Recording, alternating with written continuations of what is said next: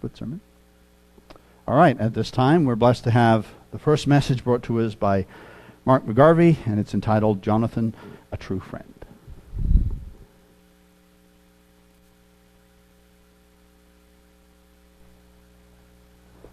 Thank you, Matt. Good afternoon, everyone. And it's great to be back again.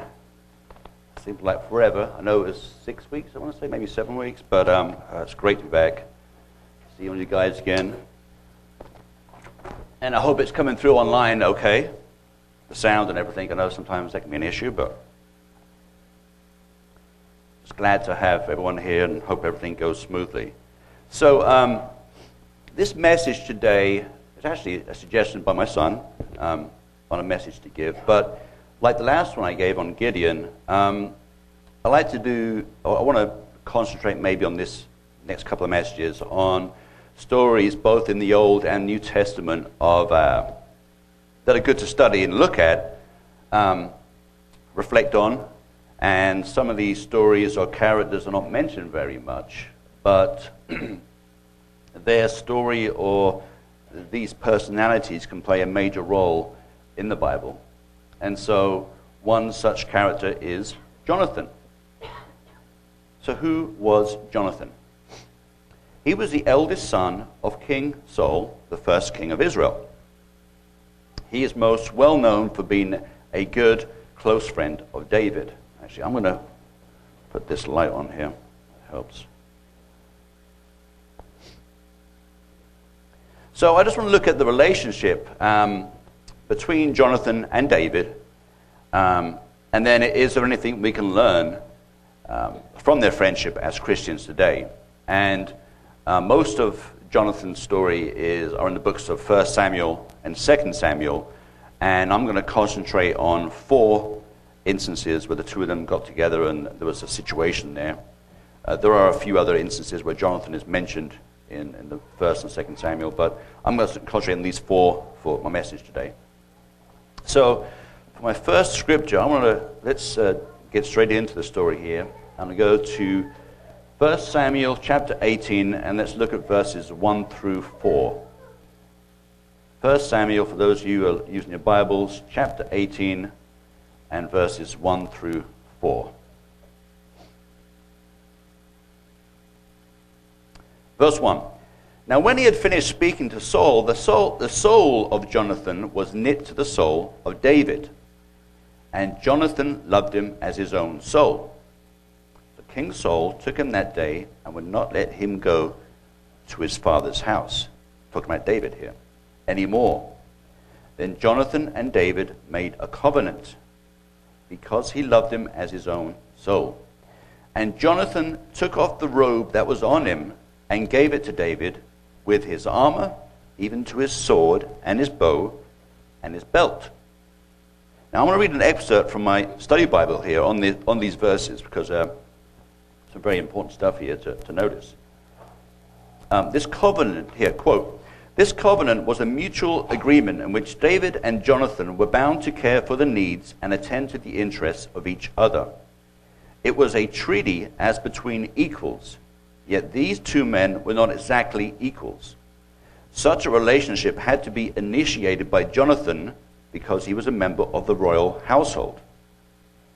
As his own soul," what Jonathan said as his own soul, these words, repeated for emphasis in verse 1, describe the unselfish nature of Jonathan's love for David. And then in verse 4, where it says Jonathan took off the robe and gave it to David with his armor, his sword, his bow, and his belt. These were treasured items that would not have been casually surrendered. With these gifts, Jonathan ratified his covenant with David, and in retrospect, Jonathan's action was symbolic of a transfer of royal power from Saul's family to David. That was like the creme de la creme, as it was, the icing on the cake, giving him the bow and the belt and everything else, and the robe. So, a very interesting start here, the two of them. David had just come from slaying Goliath. And, King Saul had kind of been hiding under his desk, as it were. Goliath had been threatening the Israelites there, and nobody was willing to go and take him on. David went down there with a sling and a stone and killed the big giant, cut off his head, and brought the head up to King Saul. And King Saul was amazed by what this little kid had done, and wanted to know, who is this guy? Who's this father and everything? So a very interesting first meeting between Jonathan and David. And Jonathan was taken back by this kid who must have had some kind of aura about him, although he was young, maybe small, just had something about him that immediately Jonathan was knit to him, as it said, knit to his soul. So from the very first time he meets him, Jonathan feels a connection with David. Sometimes people just click. Jonathan would have been a few years older than David, having already commanded one of Saul's army divisions in battle against the Philistines. And by all accounts, David was perhaps 15 or 16 when he slew Goliath. Hard to believe. My son is 15 now, and it's just incredible to believe that he may have just been a boy. As the Bible says, just a boy. So by creating this covenant together, Jonathan and David would be there for each other. But here's the difference between a friend and a true friend. A true friend is a friend when it's convenient not to be. They stand by you consistently, whether you are present, whether you're not. They were authentic and honest with you. They'll tell you how it is. You may not want to hear it, but a true friend will tell you. And they show you who they really are. And I think Jonathan and David were real, true friends. So let's continue the story. Let's move over one chapter. Makes it easy for us today, moving over one book at a time. Makes it a little bit more easier. 1 Samuel chapter 19, and let's look at verses 1 through 7 now. 1 Samuel 19, 1 through 7. And let's look at verse 1 here. Now Saul spoke to Jonathan his son and to all his servants that they should kill David. But Jonathan, Saul's son, delighted greatly in David. So Jonathan told David, saying, My father Saul seeks to kill you. Therefore, please be on your guard until morning, and stay in a secret place and hide. And I will go out and stand beside my father in the field where you are. And I will speak with my father about you. Then what I observe, I will tell you. Verse 4. Thus Jonathan spoke well of David to Saul his father, and said to him, Let not the king sin against his servant, against David, because he has not sinned against you, and because his works have been very good toward you. For he took his life in his hands and killed the Philistine, Goliath in other words.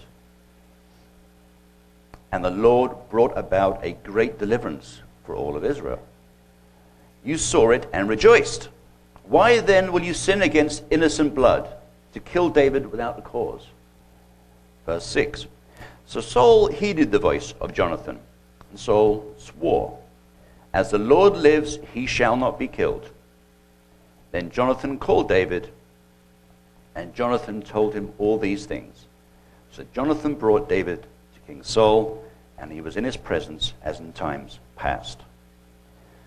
So we see here that David was wiser than all of Saul's servants, because at the end of chapter 18, King Saul had set David out to be one of his army commanders, because he saw the courage in the young lad and his abilities. But David's name became, became highly esteemed.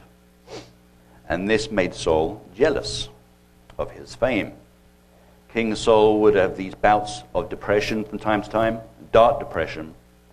And part of the reason he kept David at the royal palace was because David played the harp, and the sound of the stringed instrument soothed Saul's spirit.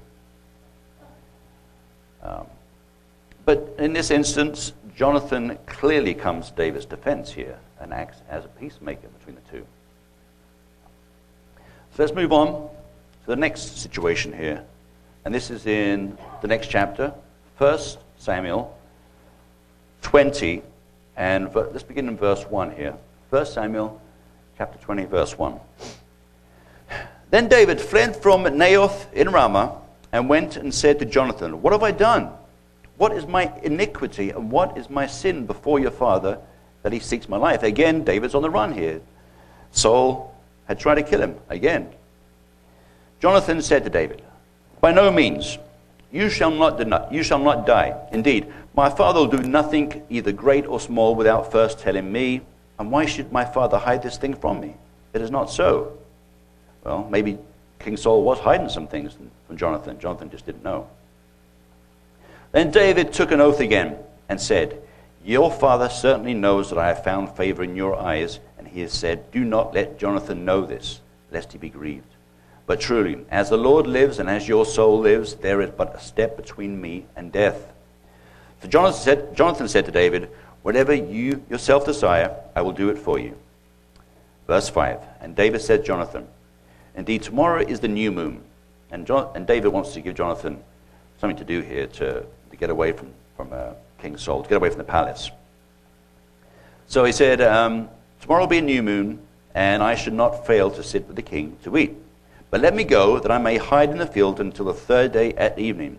If your father misses me at all, then say, 'David earnestly asked permission of me, they might run over to Bethlehem, his city, for there is a yearly sacrifice there for all the family.' If he says thus, 'It is well,' your servant will be safe. But if he is very angry, be sure that evil is determined by him. Therefore you shall deal kindly with your servant, for you have brought your servant into a covenant of the Lord with you. Nevertheless, if there is iniquity in me, kill me yourself. For why should you bring me to your father?" David's saying, if I've done something bad, if I'm upset you, if you're mad at me, kill me now. Let's get it over and done with. I don't want to be on the run. I don't want to keep doing this the rest of my life. And verse 9 here, "But Jonathan said, 'Far be it from you, for if I knew certainly that evil was determined by my father to come upon you, then would I not tell you?' And David said, 'Jonathan, who will tell me? Or what if your father answers you roughly?' And Jonathan said to David, 'Come, let us go out into the field.' So both of them went out into the field, maybe to get away from the palace, maybe the servants were overhearing them, I'm not sure, but they go over into this field. Then Jonathan said to David, 'The Lord God of Israel is witness. When I have sounded out my father sometime tomorrow or the third day, and indeed there is good toward David, and I do not send to you and tell you, may the Lord do so, and much more to Jonathan. But if it pleases my father to do you evil, then I will report it to you and send you away, that you may go in safety.' In other words, Jonathan's saying, if my dad turns mad and wants to kill you again, I'll come to you, I'll let you know, and you can go. Okay, you can get out of there. Okay, so let's jump down here to verse 17. Now Jonathan again caused David to vow, because he loved him, for he loved him as he loved his own soul. Then Jonathan said to David, 'Tomorrow is the new moon, and you will be missed, because your seat will be empty. And when you have stayed 3 days, go down quickly and come to the place where you hid on the day of the deed, and remain by the stone Ezel. Then I will shoot 3 arrows.'" Now listen to this bit here. This is what Jonathan tells David. "I will shoot 3 arrows to the side of where you're hiding, as though I shot at a target. And there I will send a lad, saying, 'Go, find the arrows.' If I expressly say to the lad, 'Look, the arrows are on this side of you, get them and come,' then, as the Lord lives, there is safety for you and no harm. So if that happens, then you're good to go, you're okay. But if I say thus to the young man, 'Look, the arrows are beyond you,' go your way, go, get out of here, for the Lord has sent you away. And as for the matter which you and I have spoken of, indeed the Lord be between you and me forever." So then David hid in the field, and when the new moon had come, the king sat down to eat the feast. Now the king sat in his seat, as at other times, on a seat by the wall. Very wise, I think, for a king to sit with his back to the wall so he can see everything in front of him. And Jonathan arose, and Abner sat by Saul's side. But David's place was empty. Nevertheless, King Saul did not say anything that day, for he thought, well, something has happened to him. He's unclean. Surely he's unclean. And it happened the next day, the second day of the month, that David's place was empty. And Saul said to Jonathan his son, why has the son of Jesse not come to eat, either yesterday or today? So Jonathan answered Saul, David earnestly asked permission of me to go to Bethlehem. And he said, please let me go, for our family has a sacrifice in the city, and my brother has commanded me to be there. And now, if I have found favor in your eyes, please let me get away and see my brothers. Therefore, he has not come to the king's table. Then Saul's anger was aroused against Jonathan. He blew his top. Couldn't believe it, that Jonathan had told David this. And he said to him, you son of a perverse, rebellious woman. That's some insult, isn't it? Do I not know that you have chosen the son of Jesse to your own shame and for shame of your mother's nakedness? For as long as the son of Jesse lives on the earth, you shall not be established, nor your kingdom, he tells his son. Now therefore, send and bring him to me, for he shall surely die. And Jonathan answered Saul, his father, and said to him, why should he be killed? What has he done? And that made Saul even angrier. And it says, what has he done? Then Saul cast a spear at him to kill him, at his own son. I mean, that the man was losing it. He really was at this point. Well, he had a few more years to go, but he was clearly getting worse. Tried to kill his own son, by which Jonathan knew that it was determined by his father to kill David. So Jonathan arose from the table in fierce anger and ate no food the second day of the month, for he was grieved for David, because his father had treated him shamefully. Verse 35, and so it was in the morning that Jonathan went out into the field at the time appointed by David, and the little lad was with him. Then he said to his lad, now run, find the arrows which I shoot. And as the lad ran, he shot an arrow beyond the lad. When the lad had come to the place where the arrow was which Jonathan had shot, Jonathan cried out after the lad and said, is not the arrow beyond you? And Jonathan cried out after the lad, make haste, hurry, do not delay. In other words, David, go, get out of here. And Jonathan cried out after the lad, yeah, okay, I've read that bit. Then Jonathan's lad gathered up the arrows and came back to his master. But the lad did not know anything. Only Jonathan and David knew of the matter. Then Jonathan gave his weapon to his lad and said to him, go, carry them to the city. As soon as the lad had gone, David arose from a place toward the south, fell on his face to the ground, and bowed down 3 times. So David is still honoring Jonathan here as a member of the royal household. He still respected him that way and wanted to do it that way. They kissed one another and they wept together. But David more so than Jonathan, it seems. Then Jonathan said to David, go in peace, since we have both sworn in the name of the Lord, saying, may the Lord be between you and me, and between your descendants and my descendants forever. So he arose and departed, and Jonathan went into the city. Now I know that's an entire chapter, but I think it's an important part of the story between Jonathan and David. You know, Jonathan had maybe just as much belief in God as David did. And David was special and would become a great king. But whereas King Saul was losing the plot, was starting to get crazier and madder, his son Jonathan was good throughout. So once again, Jonathan helps David escape from his father Saul. And King Saul's madness and evil desire to kill David makes him lose all control. He tried to kill his own son with a spear, but Jonathan dodged that one. But it was an unconditional friendship that Jonathan and David had, you know. It was almost like a brotherly love they had, although they both had other brothers. Like my own example with my younger brother, Dan, who is 20 months younger than me, Dan. And up to the age of 12 or 13, me and him were tied at the hip. As my sister has often said, we did everything together. You know, we were each other's best friend in a certain way. So I know what that would be like, where you would go with your friend, or almost feels like a brother, and you do everything together, and you love each other. And if royal succession was the way in this situation in the Bible, where it was passed down from father to son, then Jonathan would be next in line to be king. But no, Jonathan knew that God had picked David to be the next king. He knew this after Saul would die. The prophet Samuel had anointed David before David slew Goliath. Samuel went to his house to find the right one. And of course, he went through all the brothers, and they had to go and fetch David from the field because he was out shepherding.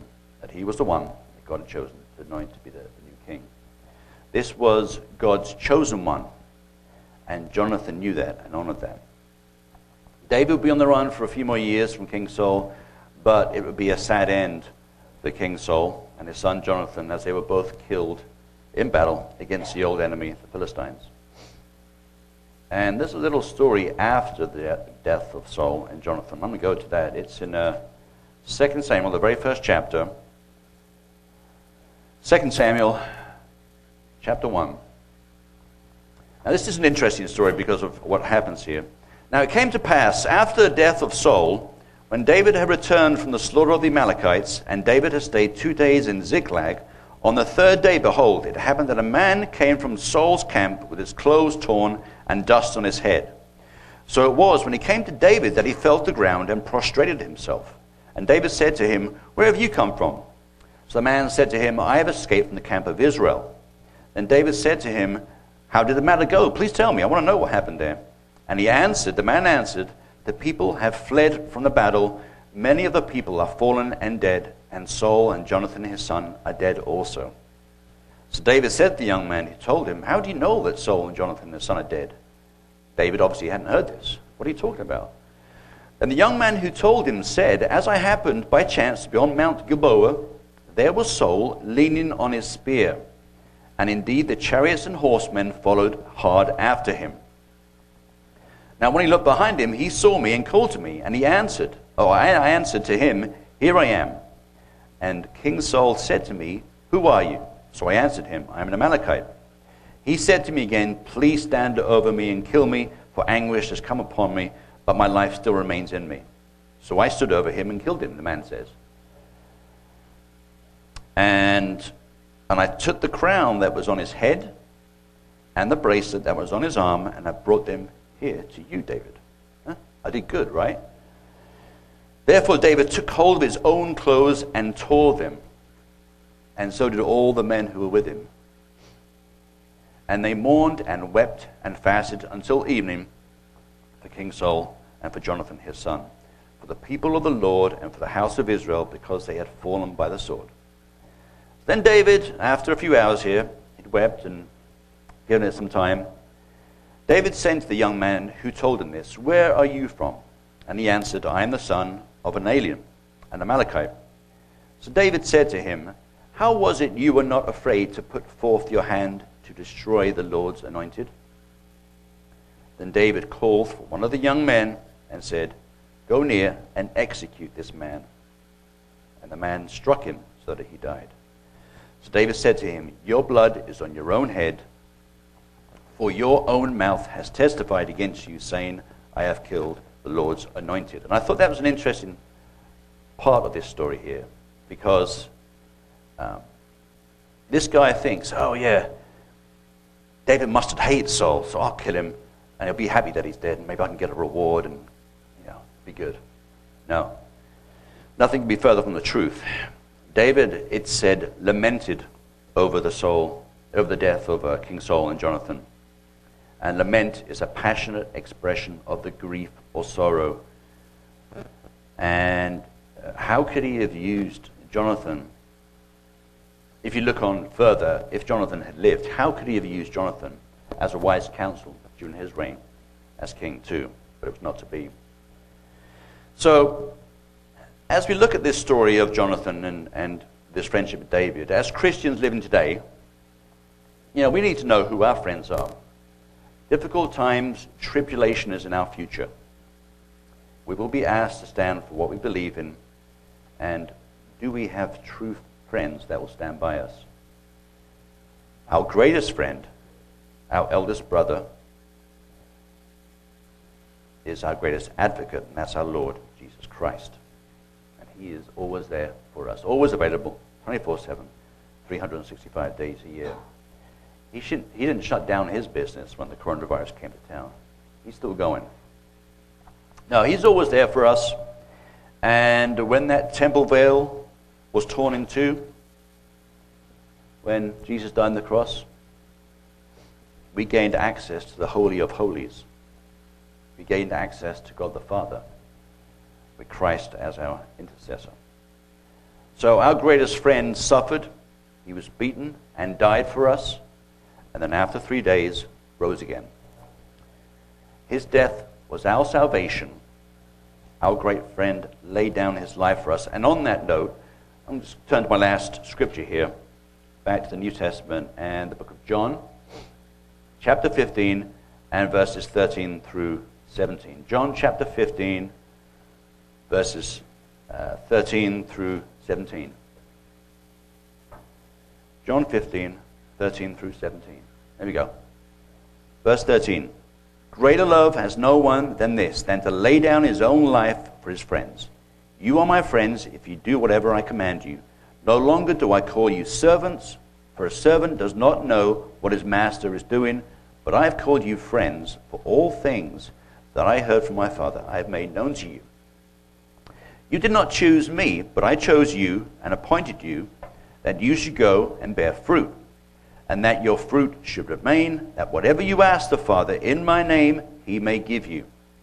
These things I command you, that you love one another. But see verses 16 and 17 again. You did not choose me, but I chose you. He chose us and appointed us to bear fruit, to do what is right. And he commands us to love one another. You know, Jonathan didn't have to be asked to be David's friend. Like I said earlier, they had a special connection. And while it may have only lasted a few years, while David was on the run from King Saul, it didn't last a lifetime. It was a tremendous example of true friendship, I think. One of the better stories in the Bible. And the story of Jonathan and David does have a nicer ending, however. And I'm going to read a little excerpt that I stumbled upon when I was reading this, when I was studying for this message. Now, I don't know if you may not have heard about this story, but this is a character by the name of, I may not pronounce this correct, Mephibosheth in the Bible. Okay, here we go. Let's listen to this for a minute. Mephibosheth was a son of Jonathan and also the grandson of King Saul, Israel's first king. When Saul and his sons, oh, by the way, I'm reading this is from learnreligion.com. When Saul and his sons died in battle at Mount Gilboa, Mephibosheth was only 5 years old, Jonathan's son. His nurse picked him up and was fleeing from what had happened.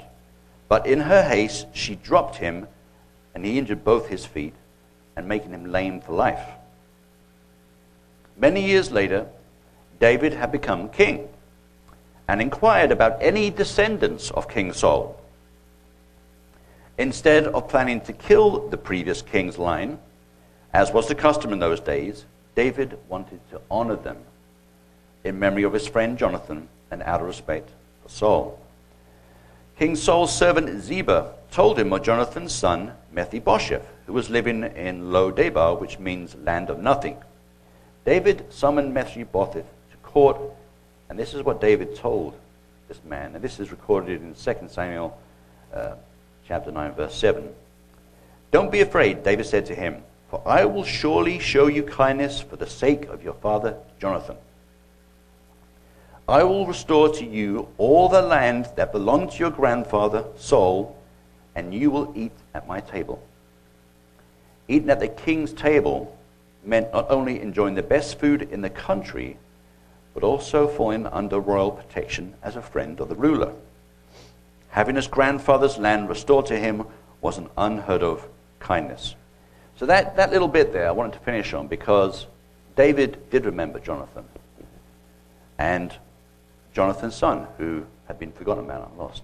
Was a lame man, didn't have nothing, and David wanted to honor him and do that for him. So I thought that was a nice little thing for David to do. So I wanted to just look at that story for us to look at and study about Jonathan and how his true friendship with David really was amazing. I wish more of it was recorded for us, but what we do have is very interesting. And once again, one of those stories in the Bible that it's nice to look at from time to time and just study them. So there you go.